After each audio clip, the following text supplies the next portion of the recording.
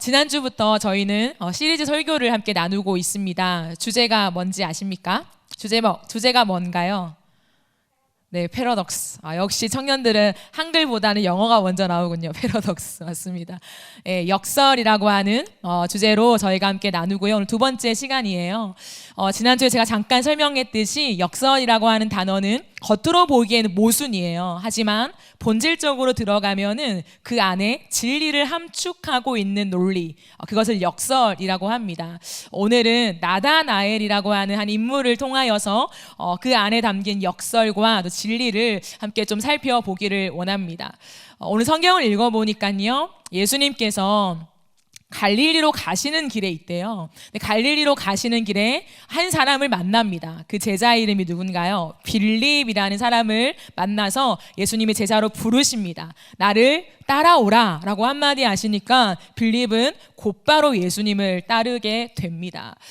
그 일이 있으면서요, 뭐라고 성경은 설명하냐면, 이 빌립이라는 사람이 있잖아요. 빌립이 안드레랑 베드로, 그 전에 그들이 부름받았거든요. 근데 안드레랑 베드로와 같은 동네 사람이래요. 상계동에 산대요. 그런 거 있잖아요. 그래서 그 동네 이름이 뭐냐면 벳세다라는 동네입니다. 벳세다라고 하는 건 뭐냐면 큰 갈릴리 지역에 있거든요. 그 안에 여러 가지 동네가 있어요. 근데 갈릴리 안에 벳세다는 갈릴리의 해안 지역에 있습니다. 해안은 뭔가요? 바닷가죠. 바닷가에 누가 삽니까? 어부들이 살죠. 그렇기 때문에 벳세다에는 어부들이 참 많았어요. 그래서 베드로도 어부잖아요. 예수님의 제자들 중에 어부가 많았습니다. 그래서 이 벳세다 출신이다라고 성경이 언급한 것은 우리가 유추해 보건대 어부들이 많이 살았구나라고 생각할 수 있어요. 그런데 그 어부라고 하는 거 좀 죄송한 말이긴 하지만 요즘에도 어부들은 사실은 상류 계층에 속하지는 못하잖아요. 조금 어려운 사람들, 그래서 예전에는 나가서 고기 잡아와서 그걸 팔면서 생계를 유지하는 사람들, 그 정도의 서민층에 속하는 부류였다라고 볼 수 있습니다. 그런데 빌립이요, 예수를 만나고 예수님을 쫓겠다고 이제 결단을 한 거예요. 그러면서 했던 첫 번째 행동이 뭐냐면 나다나엘을 찾아간 거예요. 찾아갔다라는 것은 의도적으로, 일부러, 계획적으로 찾아갔다는 거예요. 빌립이 나다나엘을 찾아가서 성경의 45절을 보니까 이런 말을 해요. 모세가 율법에 기록하였고 또 많은 선지자들이 기록한 대로 그분 알지? 그분을 내가 만났어. 그분은 요셉의 아들이고 나사렛 예수야 라고 빌립이 소개를 해주는 거예요. 우리는 들었을 때 그렇구나 라고 할 수 있지만 사실은 이 한 문장에 빌립과 나다나엘이 통하는 의미를 함축하고 있어요. 그건 뭐냐면 그분 알지? 이건 뭡니까? 친구들 사이에요. 빌립과 나다나엘이 굉장히 가까웠거든요. 친구 사이에 누구는 다 못 알아들어도 그거 알지 그거 라고 할 수 있는 것은 그들만이 통하는 소통과 또 비밀적인 얘기라고 할 수 있죠. 빌립과 나다나엘 사이에서는 그분 알지? 라고 했을 때 그게 어떤 사람을 가르치는지 알았다는 거예요. 모세가 기록했고 많은 선지자들이 기록했다라고 하는 것은 뭐냐면 메시아였어요. 그토록 갈망했던 메시아. 그런데요, 왜 빌립과 나다나엘은 메시아를 갈망했을까요? 이유가 좀 있어요. 물론 그 당시 살아가는 많은 유대인들이요, 모두가 메시아를 열망하긴 했습니다. 근데 여러분 한번 생각해 보실래요? 이 세상을 살아가면서 세상에 대한 고민, 조금 더 나은 세상, 조금 더 나은 많은 복지, 이런 것들에 대한 고민을 웬만하면 모든 사람이 하죠. 그런데요, 상류층에서 많은 것을 누리면서 불필요함을 느끼지 못한 사람들, 뭔가 삶이 흡족한 사람들이 하는 고민과 서민들이 복지가 어려워서 삶이 참 많이 불편함을 겪고 삶 속에서 참 많이 애환과 눈물을 겪는 사람들의 고민은 다르잖아요. 그죠? 근데 어떤 사람들의 고민이 진짜 현실적일까요? 당연히 서민들의 고민이겠죠. 정치하는 분들보다도 살아가는 서민들의 고민이 진짜 현실적입니다. 그런데 그 모든 고민을 실제 삶으로 바꿀 수 있는 권력을 가진 사람은 누구인가요? 아이러니하게도 권력을 가진 사람들이죠. 아무런 불필요한 못 느끼는, 필요함을 못 느끼는 사실 그 사람들이 권력을 쥐고 있다는 거예요. 참 안타까운 아이러니한 일입니다. 어찌되었든 똑같이 적용해 본다면 이 시대 속에요, 잘 사는 상류의 계층의 사람들이 아니라 이런 빌립과 나다나엘처럼 현실을 걸어가는 어부들의 고민이 진짜 현실적인 고민이었거든요. 너무너무 아파서 참 이 세상이 좀 변했으면 좋겠어. 왜냐하면 이 당시엔 로마의 속국에 있었으니까요. 식민지였으니까 야, 너무 힘들다. 살기가 너무 힘들어. 물고기 잡고 살기가 참 넉넉지 않아. 누가 좀 나와서 세상을 바꿨으면 좋겠어. 누가 우리 팔레스타인 지역을 좀 바꿀 수 있는 사람 없을까? 유대를 좀 뒤바꿀 수 있는 그런 인물이 없을까? 고대했다는 거예요. 그런데 그 인물이 성경에 예언된 메시아였어요. 그렇기 때문에 그들의 가슴에는 그 메시아에 대한 고대 열망이 더 짙었다라고 할 수 있습니다.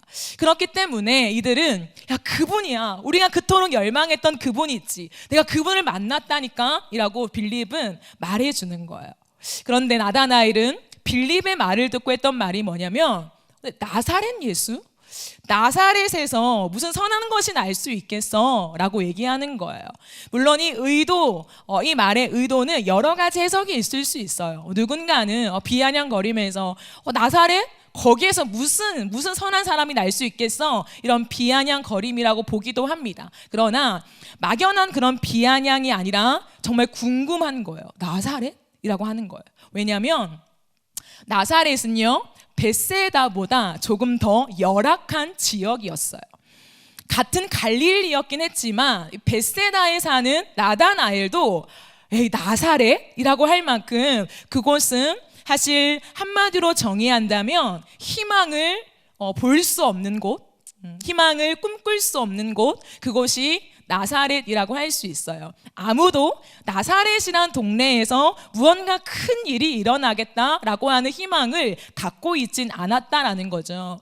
근데 나사렛 예수가 메시아다라고 빌립이 말하니까 나사렛에서? 라고 하는 그 의문을 품고 지금 얘기하고 있는 것이죠. 근데 빌립은 딱 한마디 얘기합니다. 그러지 말고 와서 봐. 야, 와서 봐. 라고 그에게 말하죠.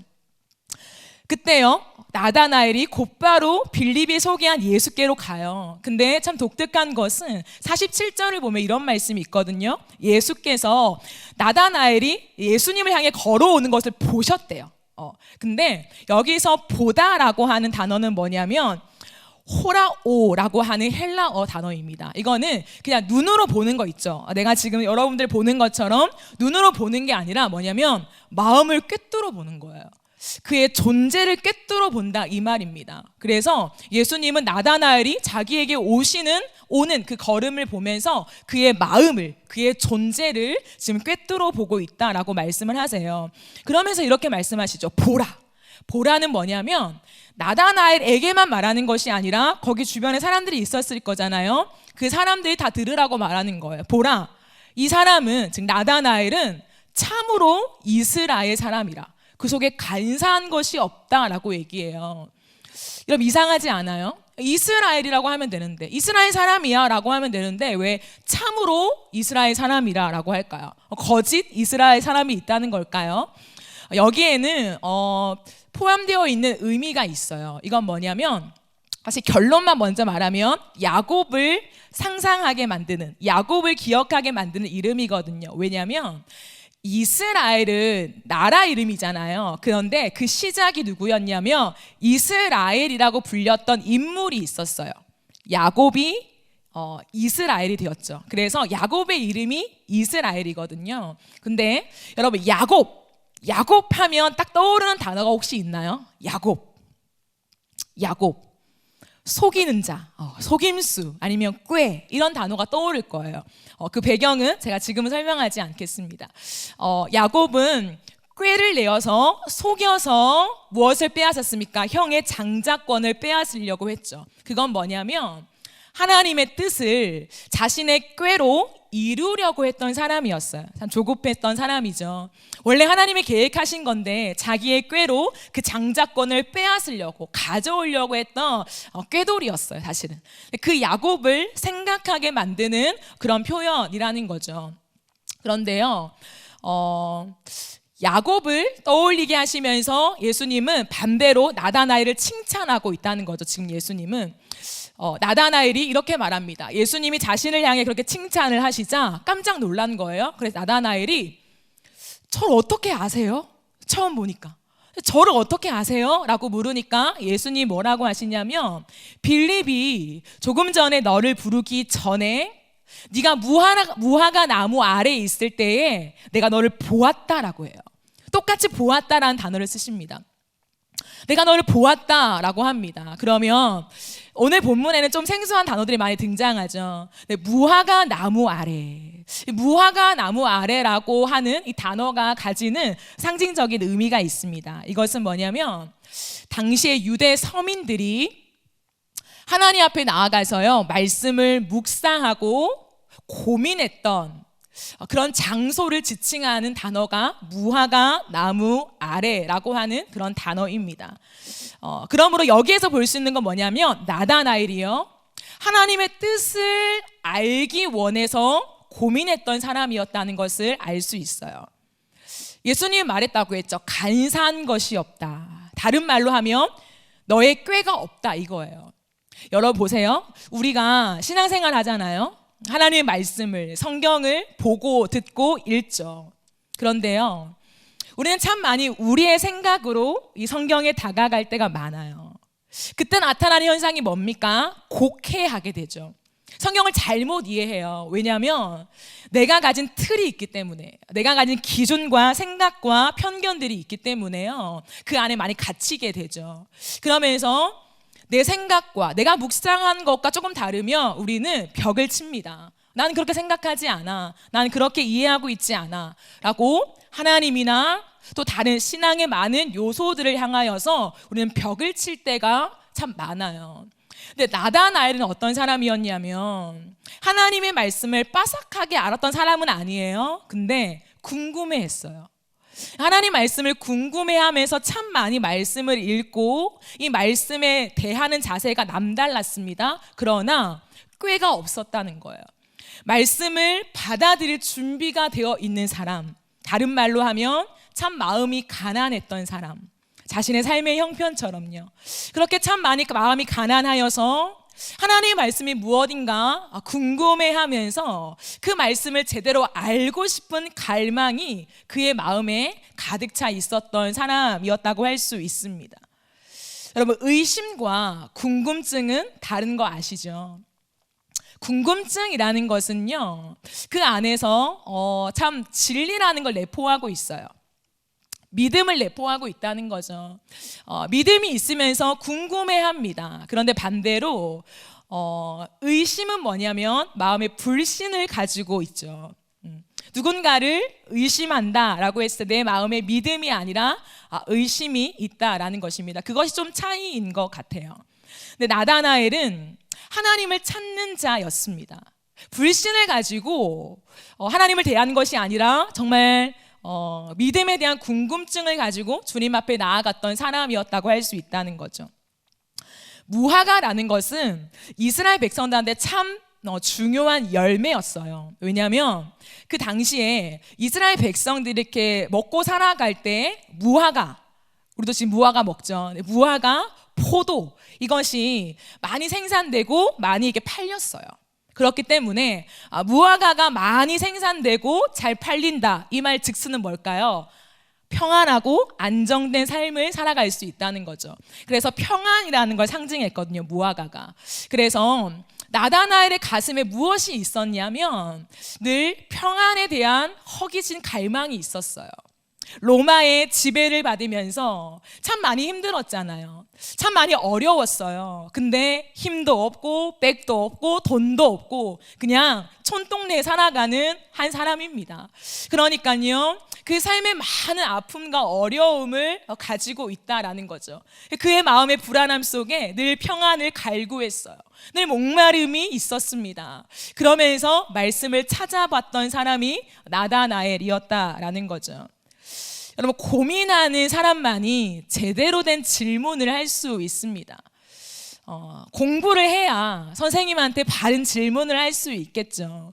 만약에 제가 질문을 합니다. 여러분, 오늘 설교에 혹시 질문이 있으십니까? 라고 물었을 때 궁금한 게 하나도 없어요. 오늘 말씀에 대해서 빌립이 나오든 나다나엘이 나오든 아무런 궁금함이 없고 관심이 없어요. 그러면 질문할 것은 딱 한 가지겠죠. 설교 언제 끝나요? 뭐 이런 거겠죠. 그러나 진짜 궁금하면 질문이 툭 튀어나올 것입니다. 제가 어제 우리 찬양 인도자 정현이랑 같이 기타를 수리하러 같이 갔어요. 차를 타고. 근데 그 짧은 시간에 이제 찬양팀 연습을 끝내고 만났던 터라 혹시 연습할 때 말씀 묵상을 나눴어? 어땠어? 좀 어려웠어? 뭐 이런 것들을 나눴는데요. 제 질문이 끝나자마자 정현이가 첫 번째 바로 탁 치고 들어온 질문이 뭐냐면 전도사님, 나다나엘이 바돌로메 맞죠? 이러는 거예요. 여러분 지식이 없으니까 잠잠한데요. 나다나엘이 바돌로메 맞습니다. 공간 복음이에요. 제가 설명했죠. 마테마가 누가 공간 복음에는 나다나엘이 바돌로메라는 이름으로 나와 있어요. 근데 독특하게 요한 복음에만 나다나엘이 나와 있거든요. 그러니까 바로 질문을 하는 거예요. 왜냐하면 봤을 때 궁금했으니까. 제가 맞아 라고 하니까 또 다른 거 없어? 라고 하니까 자기가 품었던 질문들을 막 하는 거예요. 제가 대꾸는 안 했습니다. 왜냐면 오늘 설교를 할 거니까. 그러나 자기가 가진 질문들을 막 쏟아붓더라고요. 나다나엘에 대한 굉장히 심오한 질문들이 있다고 막 그러면서 막 풀어내더라고요. 그건 뭘까요? 고민이 있다는 거죠. 공부를 했다는 거죠. 그러니까 핵심적인 질문들을 뽑아내서 던질 수 있는 것입니다. 나다나엘은 어떤 사람이었냐? 저는 감히 그 사람을 한마디로 정의한다면 고민했던 사람이었다라고 설명할 수 있을 것 같아요. 그는 고민했던 사람이었습니다. 나사렛에서라는 거예요. 여러분 보세요. 나다나엘은 구약의 성경을 알았어요. 그죠? 아까 말했죠. 모세 율법 선지자들 이미 알고 있었어요. 근데 거기에는 뭐라고 나와 있냐면 메시아가 아주 부족한 모습, 초라한 모습이다라는 예언적인 표현들이 있어요. 그런데 나다나엘은 이해가 안 됐던 거예요. 말씀을 읽어도 말씀을 들어도 왜 메시아가 초라하게 태어나야 하지? 왜 메시아가 그런 모습이지? 매칭이 안 되니까 그 마음속에 확신이 없었어요. 그리고 그것이 받아들여지지 않았어요. 나사렛에서 그것이 늘 그의 의문이 되는 기초였다라는 거죠. 그러나 중요한 게 뭐냐면 빌립이 와서 봐, 와서 보라니까 이라고 말할 때 야 그건 말도 안 돼, 내가 성경을 좀 아는데 야 그건 아닌 것 같아 라고 무시하거나 거부하거나 자신의 생각에 고립된 것이 아니라 나다나엘은 곧바로 예수님께 갔다라는 거예요. 이것이 꾀가 없는, 간사함이 없는 아주 순수한 마음, 주님이 칭찬했던 그 마음이었다라고 할 수 있습니다. 자신의 고민을 알고 있었다라고 하는 예수님의 말 한마디에 마음이 녹았어요. 여러분 혹시 그런 적 있나요? 우리의 삶을 살다 보면요, 참 많은 고민이 있잖아요. 때로는 참 친한 사람들, 내가 상담할 수 있는 누군가에게 내 고민을 털어놓긴 하죠. 시원치 않을 때가 있어요. 내가 하는 고민이 상대방한테 고스란히 전달이 되지 않을 때도 있어요. 근데 나는 알죠. 내 마음에 있는 고민이 얼마나 깊은지. 근데 예수님은 그것을 탁 집어서 말씀하시는 거예요. 나다나엘아, 네가 무화과 나무 아래에서 말씀을 상고하면서 품었던 그 궁금증들, 그 고민들, 너는 답답했고 누군가는 알아주지 못했지만 나는 알고 있었단다. 나는 보고 있었단다. 나는 너의 마음속에 있는 깊은 고뇌를 읽고 있단다 라고 하는 그 주님의 음성 앞에 나다나엘은 마음이 녹았어요. 왠지 알아요? 나다나엘의 고민이 자신이 봤을 때 너무 초라했기 때문이에요. 여러분 보세요. 내가 참 대단한 고민을 하고 있어요. 누군가가 봐도 와, 너 그런 고민을 할 수 있어? 야, 너 진짜 장난 아니다. 이런 고민의 내용이 있잖아요. 그러면 누군가가 내 고민을 안다고 했을 때 거봐요, 제가 그쯤 된다니까요. 으쓱해지죠. 그런데 누군가한테 꺼내기 참 초라한 고민들, 질문들이 있어요. 친한 사람에게도 이런 고민은 내놓으면 내가 믿음 없는 사람 취급받을 것 같고, 지금 20년, 30년 신앙생활 해왔는데 너는 그것도 몰라? 라고 나를 치부할 것 같고, 근데 궁금하고, 왜 이게 이렇게 나와 있을까? 알 길이 없고 그런 마음들이 있잖아요. 또 한편으로는 세상을 바라보면서 참 많은 고민을 할 수 있어요. 그죠? 왜 약한 사람들은 희망이 없을까? 왜 복지는 이럴까? 좀 건져졌으면 좋겠는데, 좀 변했으면 좋겠는데 하는 그런 고민이 있어요. 근데 그게 참 부끄러운 이유는 뭐냐면, 창피한 이유는 뭐냐면 나에겐 아무런 실력이 없기 때문이에요. 고민은 드는데 그 상황과 그 현실을 뒤바꿀 수 있는 능력이 나에겐 없어요. 돈도 없고 지식도 없고 잘하는 능력도 없는 것 같고 세상 사람들에 비해서 스펙도 떨어지는 것 같고, 그러니까 고민을 하지만 아유 니까짓 게 무슨 그런 고민을 해 라고 누군가 말할까 봐 꺼내놓지 못하는 나만의 끙끙거리는 고민들이 있을 거라는 거죠. 그런데요, 예수님이 다가오셔서 나다나엘아, 나 그거 알아. 너 그때 그 고민하고 있었지. 그때 끙끙거리며 눈물 흘리고 있었지. 너는 정말 고민하고 있지만 벗어날 수 없는 무능력함과 초라함을 가지고 내가 어떻게 하면 좋을까?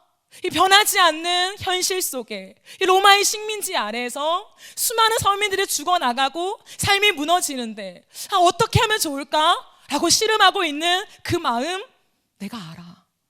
내가 너의 눈물을 보고 있었어 라고 하자 나다나엘은 마음이 무너진 거예요. 나의 이 작은, 이 초라한 고민을 예수가 알았다고? 예수가 봤다고? 나의 무능한 고민 속에 예수가 찾아오셨다고? 저분이 정말 메시아구나 라는 걸 깨달았어요. 왜냐하면 그가 그토록 이해할 수 없었던, 왜 왕이, 이 온 세상을 구원할 왕이 온다고 하는데 왜 초라한 곳에서 태어난다고? 왜 볼품이 없다고? 라고 했던 그 의문이 풀려지기 시작한 거예요.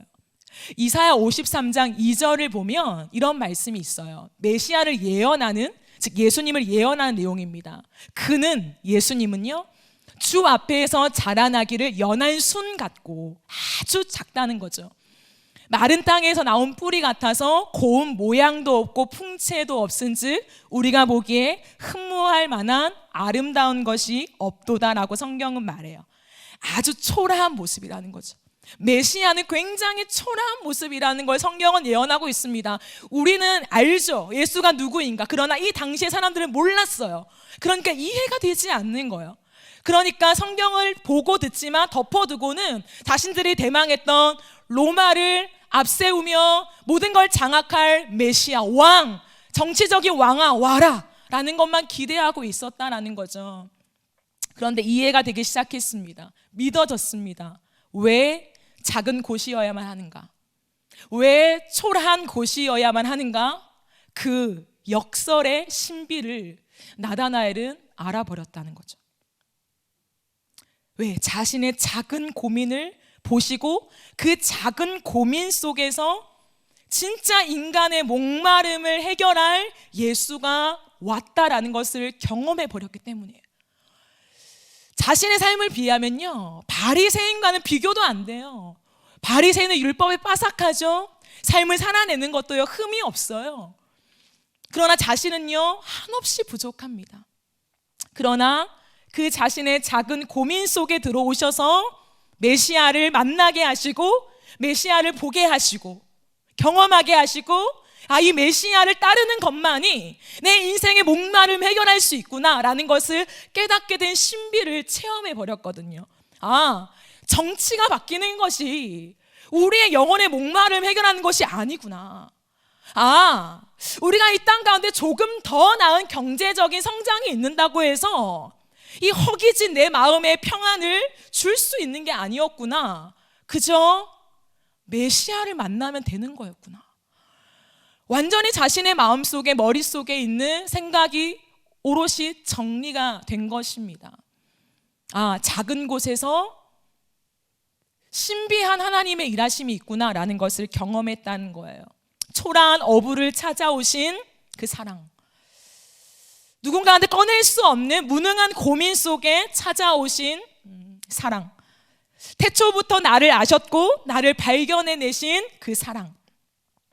그렇기 때문에 하루하루 참 열심히 고군분투하며 살아갔던 자신의 마음을 알았던 예수와 눈빛을 마주하면서 그는 신앙의 신비를 경험하게 되었지요. 여러분, 우리는 이 땅을 살아가면서 참 많이 머리를 싸매며 고민할 때가 있어요. 참 많이 가슴을 치며 눈물로 호소할 때가 있습니다. 그러나 세상을 조금 더 알아가다 보면 그 고민이 멈춰집니다. 죄송한 말이긴 하지만 나이 많은 선배들한테 한번 물어보세요. 에이, 나 너 때 다 그랬어. 꼰대 있죠. 그런 거 있습니다. 너 때 나도 다 했어. 공동체에서 다 섬겼어. 그런 거요. 근데 안 돼. 이런 거. 현실에 부딪히면 안 된다라는 것을 현실로 깨닫게 되어지면 고민이 멈춰요. 고민이 옅어집니다. 에이, 그런 생각 말고 일단 내 현실이나 잘 살자, 내 삶이나 잘 살아내자, 이렇게 바뀌어요. 그런데요, 그럼에도 불구하고 고민하는 사람들이 있어요. 근데 왜 고민할까요? 아무리 노력해도, 아무리 땀을 흘려도, 아무리 내 모든 헌신을 쏟아부어도 현실이 변하지 않는 것 같은데 왜 지속해서 고민을 할까요? 딱 한 가지 이유예요. 고민하지 않을 수 없어서요. 바뀌어질 미래가 확실하기 때문에 조금만 더 하면 부흥이 올 거야, 조금만 더 하면 내 삶이 진짜 바뀔 수 있어 라고 하는 기대 때문이 아니라 그 고민을 하지 않고서는 견딜 수 없기 때문에 고민을 하는 거예요. 내가 소외된 사람들, 약한 사람들의 모든 삶을 다 뒤바꿀 수 있는 능력이 없어요. 엄청난 사업가가 되어서 부를 축적하면요, 다 나눠줘야지 할 수는 있어요. 근데 노력해도 내 사업이 번창하지 않아요. 그 그림이 나오지 않아요. 그럼에도 불구하고 누군가는 고민한다는 거죠. 왜 고민하냐면 가슴에 그 소외된 자들을 향한 눈물을 지울 수가 없어서. 하나님, 내가 다 바꿔놓을 수 없지만, 해결할 수 없지만, 하나님, 그러나 오늘도 소외된 자를 향한 눈물이 멈추지 않네요. 법을 바꾸기 원하는, 법 쪽에서 일을 하기 원하는 사람들은요, 참 순수한 마음으로 시작해요. 힘이 없는 사람들한테 울타리가 되어줘야지, 내가 법을 바꿔버려야지, 그럼 포부를 갖고 시작해요. 근데 들어가면 들어갈수록 이건 내가 바꿀 수 있는 게 아니거든요. 조금 더 높은 직급에 올라가면 바꿀 수 있을 거야. 열심히 올라가요. 근데 올라갔는데 안 바꿔지는 거예요. 내가 기대한 거가 너무 달라요. 그러면 타협하죠. 어쩔 수 없나 봐. 여기서 내가 살아서 이렇게 하면 되겠지라고 하는 적당한 선이 그어집니다. 그러나 진짜 가슴에 끝없이 처음 시작한 그 마음이 지금도 나에게 불이 되는 사람은요, 내가 법을 바꾸지 못해도, 내가 어떤 사람의 억울함을 다 풀어주지는 못할지라도 오늘 내게 들어온 사건 속에서 나는 충실하게 그 사람을 변호할 수 있는 법조인이 될 수 있다는 거예요. 삶을 살아갈 때 고민이라는 것은 너무 중요한데요, 결국 그 고민은 고민하지 않을 수 없는 마음 때문에 하게 된다라는 것을 저는 발견하게 되는 것 같습니다. 자신이 아무것도 아닌 작은 고민 속에 예수가 찾아왔다. 내 정말 초라한 고민 속에 예수가 오셔서, 야, 구원자는 이런 거야. 세상의 구원은 너희가 바라보는 정치적인 구원이 아니라 너의 마음의 목마름을 해결하는 구원자야 라는 걸 가르쳐 주신 순간 모든 것이 다 떠나가고 평안과 위로와 안식과 내가 살아야 될 목적을 발견한 나다나엘, 그는 비로소 고백합니다. 당신은 하나님의 아들이시군요. 당신은 이스라엘의 진정한 왕이시군요. 자신이 기대했던 정치적인 왕을 말하는 게 아니에요. 진정한 왕이시군요 라는 고백을 터뜨리게 됩니다. 그때 예수님이 말하죠. 야, 네가 내가 너를 무화과 나무 아래에서 보았다라고 한 말을 진짜 믿어? 야, 정말 믿니? 그러면 이보다 더 큰 일을 볼 것이다 라고 주님이 말해요. 오늘 마지막 해석할 문제가 남아 있습니다. 더 큰 일이 무엇인가라는 거죠. 메가스라는 거예요. 그러니까 더 놀라운 일, 더 큰 일이요. 여러분 보세요. 세상에 내가 그토록 기대했던 메시아를 진짜 만났고요, 그 메시아의 진짜 의미 또한 발견했어요. 그럼 다 된 거 아니에요? 근데 왜 예수님은 더 놀라운 일, 메가급 그 큰 일을 너가 볼 것이다 라고 말해요. 그럼 더 큰 일이 뭘까요? 그것은 내가 만난 메시아와 예수와 나 사이에 더 깊은 인격적인 관계를 말합니다. 우리가 예수를 만나는 것 참 중요해요. 와, 내 인생에 예수가 왕이구나. 야, 진짜 예수가 메시아였어. 그토록 성경에서, 교회에서, 전도사님을 통해 들었던 그 예수가 나의 모든 것을 아신다고? 와, 됐다 라고 하는 감격과 감사가 있습니다. 근데 그것은 시작이라는 거예요. 예수님은 우리에게 그냥 구원자를 만나는 것으로 우리를 위해서 이 땅에 오신 게 아니에요. 가장 중요한 거 관계라는 거예요. 하나님과 우리의 관계, 끝없는 관계 속에서 우리의 모든 목마름을 해결할 수 있는 그 주님의 교통하심, 그걸 주기 원한다는 거예요. 그게 여기 들어 있습니다. 왜냐하면 51절 말씀 때문이에요. 51절 말씀 한번 띄워주실래요? 51절에 이런 말씀이 있어요. 또 이르시되 진실로 진실로 너에게 이르노니 아멘 아멘, 이런 말입니다. 하늘이 열리고 하나님의 사자들이 인자 위에 오르락 내리락 하는 것을 보리라 라고 되어 있죠. 이것은 아까 제가 말한 야곱과 하나님의 관계 속에서 따온 표현입니다. 왜냐하면 창세기 28장 12절 말씀에 이런 말씀이 있습니다. 야곱이 형 에서를 피해 도망가거든요. 근데 그때 하나님을 만나요. 꿈에서요. 꿈에 사닥다리가 땅 위에 서 있는데 그 꼭대기가 하늘에 닿았대요. 근데 하나님의 사자들이 그 위에서 오르락 내리락 한대요. 야곱이 보았던 환상이거든요. 그걸 예수님이 고스란히 얘기해요. 이건 뭐냐면 다시 51절을 띄워놔 주시면 감사하겠습니다. 하늘이 열리고, 이 말은 뭐냐면, 여러분, 하늘이 뭡니까? 하늘은 상징이죠. 하나님이 계신 곳, 이란 표현입니다. 근데 그 하늘이 열렸대요. 그건 뭐냐면 하나님과 우리가 소통하게 되었다는 거예요. 여러분, 우리는 죄로 인해서 하나님과 단절되었죠. 하나님과 소통을 못해요. 하나님의 마음을 못 느낍니다. 그러나 하늘이 열리고라는 것은 하나님과 소통하게 되었다는 거예요. 그러면 하나님과 내가 소통하는데 원래는 단절되었어요. 소통을 이어주려면 뭐가 필요합니까? 통로가 필요하죠. 그 표현이 사닥다리였어요. 사다리는 뭡니까? 이 땅에 있는 나와 내가 가고자 하는 곳을 연결해 주는 게 사다리잖아요. 그 사다리를 야곱이 보았고 예수님 그것을 인용하는 거예요. 땅에 있는 나와 하늘에 계신 하나님과 연결되어야 하는데 그 사닥다리가 누구냐면 인자래요. 인자 위에서 오르락 내리락 한대요. 그 인자는 뭐냐면 사람인 자잖아요. 사람의 아들자, 사람의 아들이라는 건데 정확하게 말하면 사람으로 오신 아들이라는 표현입니다. 사람으로 오신 가로 아들, 사람으로 오신 하나님의 아들, 정확하게 말하면 그 표현입니다. 그렇기 때문에 인자는 누구냐면 예수를 가르쳐요. 자신을 가르친다는 거죠. 예수를 통해서 오르락 내리락 하는 것을 보리라. 하나님과 막힘없는 소통의 관계가 이제 우리에게 활짝 열림을 본다는 거예요.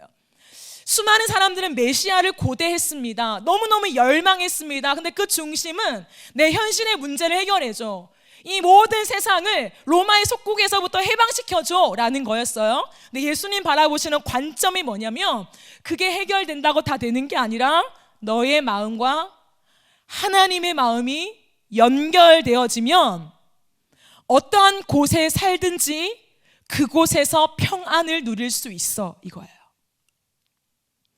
광야에 살든지 불 속에 있든지 삶의 고난 속에, 눈물 속에, 역경 속에 있든지 그 속에서 하나님과의 관계만 제대로 설정이 된다면 평안을 누릴 수 있어. 그것이 복음이라는 거예요. 이 땅을 살아가는 수많은 상황을 보세요. 조금 더 나은 삶, 기대하고 그것이 오면 다 될 줄 알죠. 하지만 우리는 압니다. 또 목마르다는 것을, 또 허기지다는 것을, 또 그 다음 단계를 원한다는 것을. 그걸로는 해결이 안 돼요. 어떠한 상황과 현실과 환경 속에 있더라도 내 영혼이, 내 안에 있는 꿈틀거리는 영의 고민이 하나님과 만나서 하나님이 주시는, 풀어주시는 해석과 하나님이 보여주시는 많은 마음들이 내 안에 교통되어질 때에 인간은 평안과 위로와 안식과 내가 어디를 향해 가야 할지에 대한 분명한 비전을 다시금 확인하게 된다는 것입니다. 그러게 예수가 왜 이 땅에 오셨는가? 관계예요, 관계. 우리와의 관계로 회복하기 위해서. 그게 다예요. 관계가 회복되면 다 풀립니다. 그래서 예수 안에 답이 있다고 하는 거예요. 예수 안에 형통하다고 하는 게 아니라 예수 안에 왜 답이 있냐면 관계만 잘 되어지면 신기하게 우리는 모든 역경을 이겨낼 힘이 인간 안에 있어요. 하나님 그것을 보시고 우리 가운데 말씀하신 것입니다. 역설의 신비이죠. 여러분, 하나님의 섭리와 일은 너무 신기해요. 언제나 주목받지 못한 곳, 희미한 곳, 작고 볼품없는 모습으로 우리에게 다가오고 시작이 되어집니다. 그래서 사람들은 다 놓치는 실수를 하지요. 어디 대단한 고민 속에 예수가 오는 줄 알고, 내가 대단한 고민을 해야 메시아를 깨닫고 만나는 줄 알고 우리는 착각합니다. 그래서 오늘 하루 아주 작은 고민을 하지 않아요. 오늘 이런 초라한 고민이 내가 예수를 만날 수 있는 통로라고 우리는 그렇게 여기지 않아요. 오늘 하루를 그냥 살아요. 성경은 그게 아니라고 해요. 아주 초라한 고민일지라도 고민하는 사람에게 메시아가 깨달아진대요. 진리가 깨달아진대요. 그러므로 우리에게 무엇이 중요하냐? 날마다 낮은 마음이 필요합니다. 가난한 심령이 필요해요. 주님은 언제나 강조하십니다. 가난한 마음 속에 복이 있다고요. 심령이 가난한 자에게 복이 있다라고 말씀하십니다. 왜 예수가 볼품없고 초라하고 아무 뿌리도 없는 그러한 나태한 모습으로, 나약한 모습으로 이 땅에 오셨는가라고 했을 때 우리 안에 낮은 마음, 가난한 마음, 비어있는 마음 속에 발버둥치는 고민이 있는 곳에 메시아가 진짜 메시아로 우리 안에 심겨질 수 있기 때문인 것입니다. 우리의 교만 속에, 우리가 생각하는 성경적인 지식 안에, 지금까지 이렇게 해봤는데 안 됐어, 아니면 되었어 라고 하는 우리의 경험 속에 하나님의 일을 담을 수가 없어요. 오늘은 비어진, 초라한, 깨어진, 아무것도 모르겠어요 주님, 나는 주님의 나라에 아무 쓸모가 없는 것 같아요 하지만 오늘도 고민해요. 고민하지 않을 수 없어서요 라고 하는 그 사람을 통해서 하나님의 나라가 무엇인가를 가르쳐 준다는 이 역설을 어찌 설명할 수 있겠습니까? 하지만 경험한 자는 안다는 거죠. 나다나엘처럼 다 열려버리는 거예요. 아, 왜 예수가 낮은 곳에 왔는지 알겠다. 나다나엘은 메시아를 항상 고민하며 자신 안에 그 예수를 맞을 준비를 하였습니다. 이런 말씀을 좀 정리하면서 우리의 삶을 좀 들여다봅시다. 제가 지난주에도 말씀드렸듯이 부자가 천국에 못 들어간다는 건 아니에요. 그러나 어렵대요. 그거는 겉으로 보이게 우리가 생각하는 진짜 돈이 많은 부자들, 이런 한 사람 한 사람을 가리키는 게 아니에요. 상징이요, 상징. 마음이 부한 사람들, 삶이 넉넉한 사람들, 걱정, 근심 없는 사람들, 그 사람들은요 메시아가 그렇게 절실히 필요하지 않아요. 그 메시아를 고민해도요 처절한 일상과 현실적인 고민이 아닙니다. 그런 사람도 있을 수 있겠지만요, 가난한 사람들, 늘 삶에 치닥거리며 허우적거리며 눈물로 내 한계 속에 빌빌거리는 그 사람들 안에 메시아가 들어올 틈이 있대요. 이게 성경의 역설이에요. 왕이신 그분이 우리 안에 들어오셔서 진짜 우리를 주도하고 다스리려면 우리에게 주도권이 빠져야 돼요. 근데 많이 가지면 주도권이 생기잖아요. 가난하고 없는 사람들은 주도권을 내려놓고 그 마음 안에 나다나엘처럼 꾀가 없는, 간사함이 없는 마음으로 그 예수를 맞을 준비를 하고 있었어요. 그 중심에는 궁금증이 있었죠. 여러분 안에 궁금증이 있습니까? 삶을 살아갈 때 치열한 고민이 있나요? 그 고민의 내용이 무엇인가 중요하진 않습니다. 대단한 고민이 아니어도 괜찮습니다. 세상을 뒤바꿀 수 있는 능력을 포함한 고민이 아니어도 괜찮습니다. 하지만 하나님이 우리 가슴 속에 심어둔 고민하지 않을 수 없게 고민하는 그 심장이 있으십니까? 오늘도 내가 누군가를 많이 도와주지 못하지만 날마다 이 심장 가운데 외롭고 고독하게 살아가는 사람들이 왜 안 잊혀지는가? 왜 눈에 아른거리는가? 왜 힘없고 빽없는 사람에게 자꾸 내 마음이 동하는가?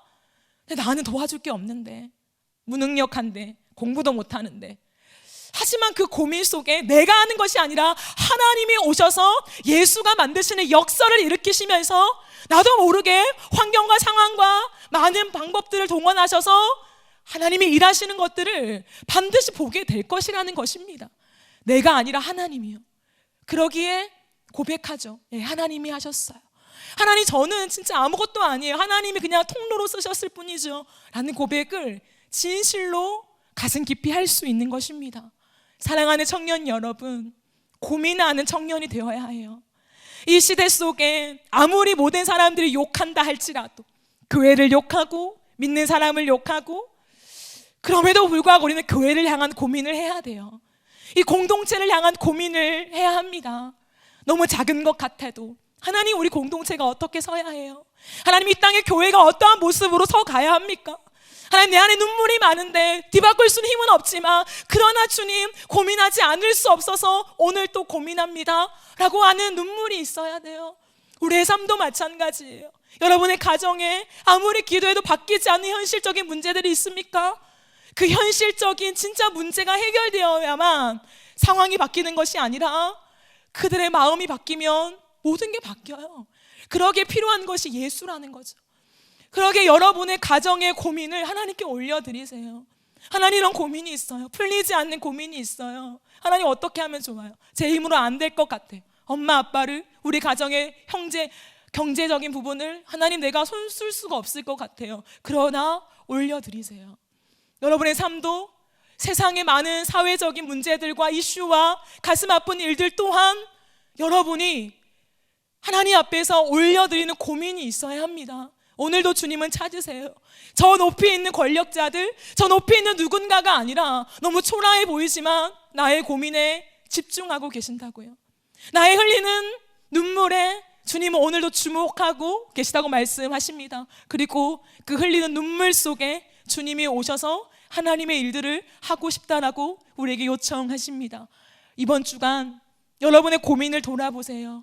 세상에 좋은 것, 즐거운 것, 쾌락과 누리고 싶은 것들을 붙잡고 살아가는 삶을 조금 다시금 정리하고 하나님 앞에서 내가 무엇을 고민해야 하는가, 나는 정말 어떤 눈물을 흘리고 있는가 라는 것들을 정리하면서 하나님의 마음을 구하며 나아갔으면 좋겠어요.